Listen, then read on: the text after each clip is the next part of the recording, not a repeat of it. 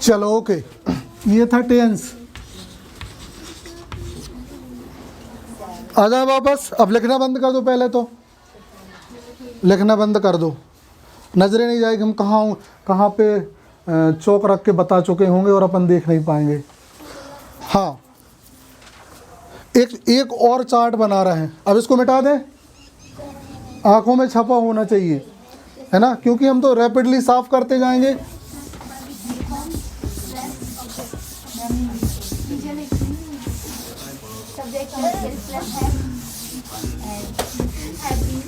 मनीषा, क्या सर? हाँ देखो, फिर से चार्ट वही बनेगा, सेम।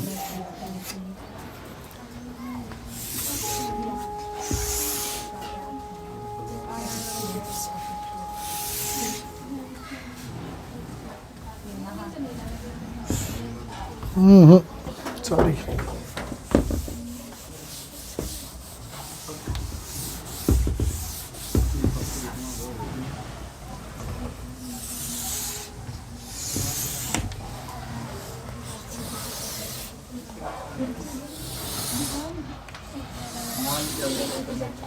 स्वयं बिल्कुल सम्मान के साथ आग्रह है, या तो बात नहीं करो, और अगर मन नहीं लग रहा सही में तो जा सकते हो।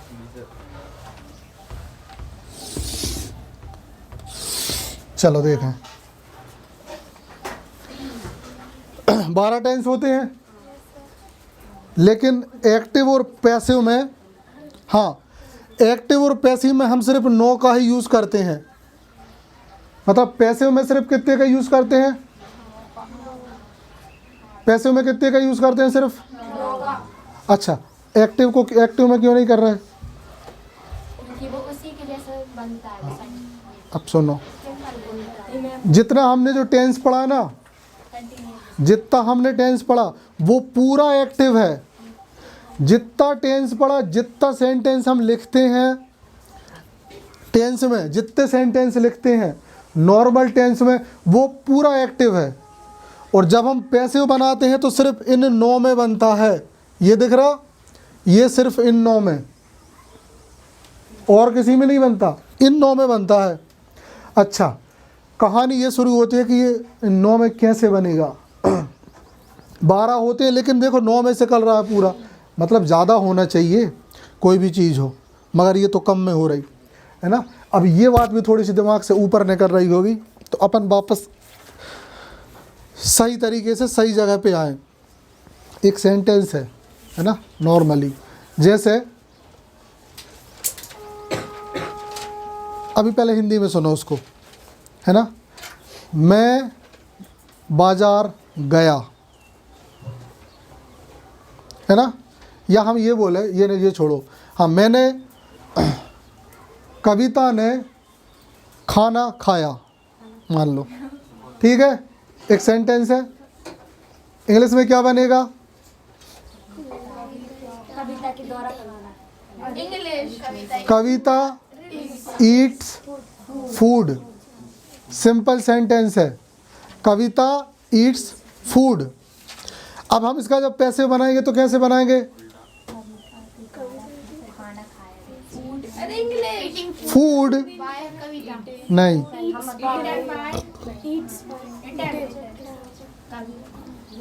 तो हम सिर्फ बना रहे हैं, अभी नियम नहीं बता रहे तुम्हें। नियम बताएंगे बहुत सारे नहीं, 4, पहले 4 नियम सुनो।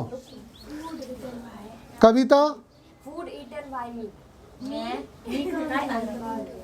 अब सुनो, हम बता दे रहे क्या बोल रहे थे। हाँ, कविता ईट्स फूड, कविता ईट्स फूड। तो हम इसका सिर्फ बना रहा है, तुम अभी स्ट्रक्चर पे नहीं जाना, स्ट्रक्चर हम बताएंगे। तो ये बनेगा फूड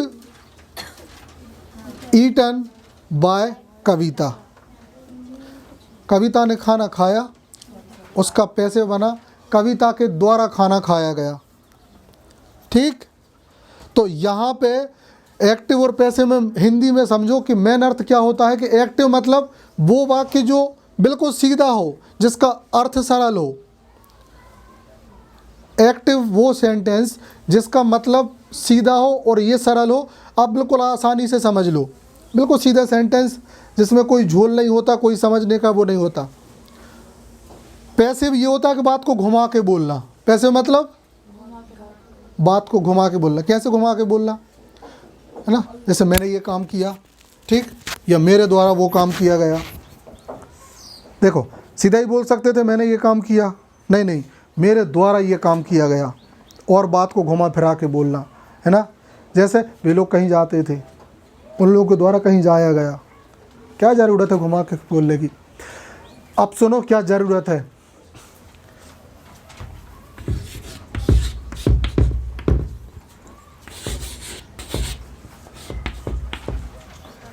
स्पोकन होती है ना, स्पोकन इंग्लिश, उसमें 20% यूज़ होता है ये टेंस, लेकिन 80% मतलब 20% एक्टिव वॉइस और 80% पैसिव वॉइस यूज़ होता है। जो लोग स्पोकन इंग्लिश सीखना चाह रहे हैं ना, उन पे एक्टिव पैसिव बहुत अच्छे से बनना चाहिए। आया समझ? एक्टिव और पैसिव कितना परसेंट? ये बहुत बड़ा परसेंट है। तो अगर आपको स्पोकन सीखना है तो ध्यान रखना, आपको एक्टिव और पैसिव बनना चाहिए, पहली बात। ठीक, ओके। दूसरी बात क्या है?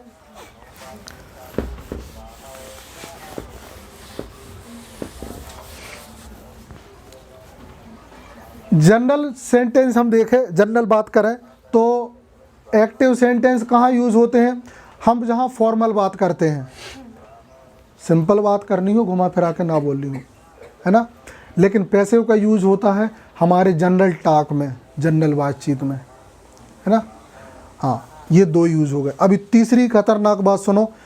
पैसिव के बिना हम ये जो आनंद लेते हैं ना, गानों का, कविताओं का, है ना, या कहानियों का, या जो भी कुछ मैटर हो, है ना, ये पूरा आनंद बेकार है ना? पैसिव आपने देखे होंगे बहुत सारे, मतलब जो गाने आने हैं जिनमें अपने लिए बड़ा आनंद आता है, हमको भी हज़ारों ठो याद हैं, हमको भी पता है, लेकिन वो फीलिंग समझो कि कितना मज़ा आता है ना? अगर कोई सोचो, है ना, एक ठो कोई गाना अपन सोच के बैठे, कौन सा गाना सोचेंगे? कोई सा गाना याद करो मौके पे, हमें नहीं आ रहा, है ना? जल्दी एक गाना बोलो, तुम ही लोगों को बोलना है। हाँ जल्दी एक, हाँ चल भैया, झलक दिखला जा, ठीक है? हाँ झलक दिखला जा, ठीक है ना? अभी और आगे बढ़े, इसमें और कौन से सेंटेंस है ना? अरे वो सब छोड़ो, ऐसे देखे, है ना, गाना है ना, अरे मौके पे नहीं आ रहा। हाँ बोलो, तुम लोग बोलो, आजकल कितने अच्छे अच्छे गाने हैं, है ना? हाँ, जैसे एक गाना है, बहारो फूल बरसाओ मेरा महबूब आया है, ठीक है? तो गाना है ना? मगर इसमें ना सिंपल सेंटेंस नहीं है, नहीं तो ये बोल सकता था कि कृपया बहारो आइए और फूल बरसाइए क्योंकि हमारे ये आए हैं। अच्छा नहीं लगता, ठीक है ना? आ रही बात समझ में? ये पैसिव सेंटेंस होते हैं ज़्यादातर। चलो, अपना सेंस ये है एक्टिव और पैसिव में जान डालना। बात आ गई समझ में? चलो बढ़े आगे। अब थोड़ी सी नियमों की बात कर लें। पहला नियम देखो, अब नियम बताने से पहले तुम्हें अब ये टेंस गिनाना पड़ेगा हमें बार बार फिर से। हाँ, बात करें, हर टेंस में उसकी फॉर्म फिक्स है, वर्ब की फॉर्म फिक्स है, बोलो है कि नहीं? हर एक टेंस में वर्ब की फॉर्म फिक्स है ना? ठीक, जैसे प्रेजेंट परफेक्ट में वर्ब की कौन सी form? Very good. Past simple में आवाज़ आनी चाहिए, नहीं तो हमारी आवाज़ गूंजेगी। ठीक, ठीक है ना? प्रेजेंट सिंपल में फर्स्ट फॉर्म, ये सब फिक्स है ना? जैसे फ्यूचर परफेक्ट में फिक्स है ये। अब सुनो, ऐसे ही एक्टिव में तो हमने देख लिया सब कुछ फिक्स है इस टेंस के हिसाब से, रिया फिक्स है ना। नियम ये है कि पैसिव में भी वर्ब की एक चीज फिक्स है, पैसिव में वर्ब की एक फॉर्म फिक्स है, चाहे आप कहीं के भी कोई से भी टेंस के रहो, उसमें फिक्स ये है कि हम बेटा सिर्फ थर्ड फॉर्म ही लेके चलेंगे। अगर एक्टिव से पैसिव बना रहे हो तो इसमें सिर्फ थर्ड फॉर्म ही लगेगी। क्या लगेगी? थर्ड फॉर्म ही लगेगी का मतलब ये हुआ कि भैया हमें सारे वर्ब की थर्ड फॉर्म पता होनी चाहिए। अगर हमें नहीं पता है तो सब स्वाहा। समझ गए? जितनी वर्ब हम अपनी लाइफ में यूज़ करना चाह रहे हैं उनकी सारी थर्ड फॉर्म हमें पता होनी चाहिए, है ना। जैसे सिंपल बात है, राइट, रोट, रिटर्न। आपको आपकी रिटर्न से अच्छी खासी रिश्तेदारी होनी चाहिए, है ना। राइट, रोट, रिटर्न, रिटर्न से रिश्तेदारी होनी चाहिए। क्यों होनी चाहिए? काहे कीजिए भैया पैसिव का है, स्पोकन में 80% यूज़ होना है, हम पे बनना चाहिए, हम पे नहीं बन रहा तो ख़त्म। कुछ लोगों को अपन पहले दिए भी थे वर्ब, इसलिए कुछ नहीं ईमानदारी से किए भी थे। एक बंदे ने किए थे सबसे अच्छे से, और वह कविता ने एक कितने 1000 के 500 ऐसा कुछ वर्ब लिखी थी। कितनी लिखी थी कविता? हाँ हमें याद है, वो लिख के लाई थी, वो फोटो ही दिमाग में छपी एक फ्रेम, उसको नहीं याद होगा। याद है? हाँ याद है, ठीक है ना। हाँ तो वर्ब और भी कुछ लोगों ने थोड़ा थोड़ा लिखा है, जैसे मनीषा ने भी लिखा था, ये लोग थोड़े थोड़े लिख के लाई थी कुछ। सबके पास होना चाहिए, ठीक। थर्ड फॉर्म पहला, एक्टिव से पैसिव बनाने में, एक्टिव में जो भी फॉर्म टेंस में फिक्स हो, हमें भाड़ में जाए कोई मतलब नहीं, हमें तो पता होना चाहिए बस। पैसिव में हमें थर्ड फॉर्म ही लगेगी, दैट्स इट। क्लियर? पहला नियम खत्म। दूसरा नियम, सेंटेंस स्ट्रक्चर ऐसे चलते हैं अपने, सब्जेक्ट है ना, वर्ब और ऑब्जेक्ट, बीच में कई बार अलग अलग चीज़ें आती हैं नहीं? सबके अलग अलग होते हैं ना। हमें तो इन दोनों से मतलब अभी रखना है फ़िलहाल। अब सुनो, जब ये एक्टिव है, ये एक्टिव है, मतलब एक्टिव का सेंटेंस स्ट्रक्चर है, अनु एक्टिव का सेंटेंस स्ट्रक्चर है। जब हम इसको पैसिव बनाएंगे ना, तो ये जो भैया है, आ रहा नहीं आ रहा है, हाँ, तो ये जो भैया है ये आ जाएंगे कहाँ? आगे, है ना। और ये भैया आ जाएंगे ऑब्जेक्ट की जगह पे।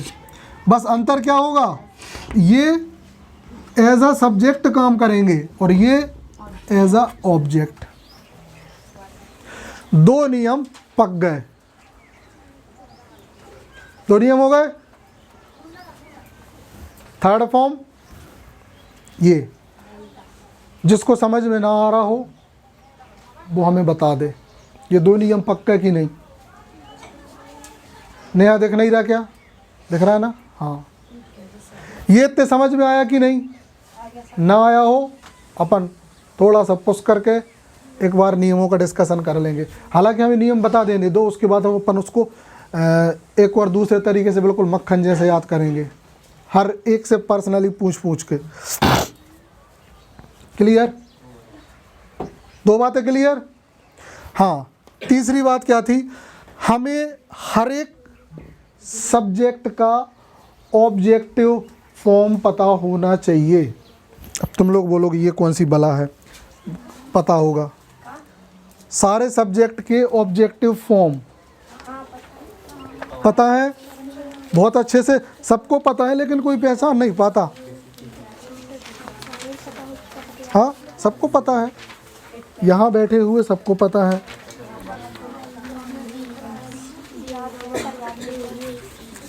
याद करो, कुछ याद आया? दिख गया नहीं? याद है ना?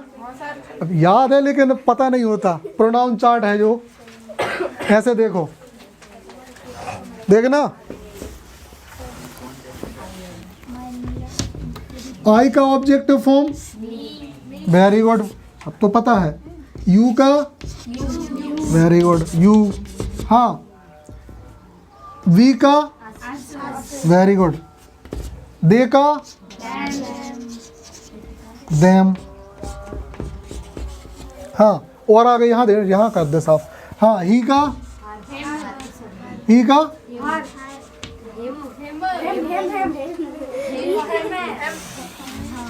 हाँ, सी का, हर। और हाँ, इट का इट, ये आपको पता होने चाहिए। तीसरा नियम समझ गए?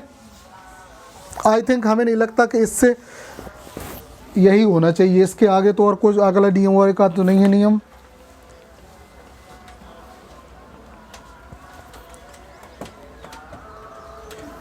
चौथा नियम सुन लो, तीनों को रिपीट तो कर ले। पहला, पैसे में क्या लगेगा हमेशा? पैसे में हमेशा क्या लगेगा? दूसरा,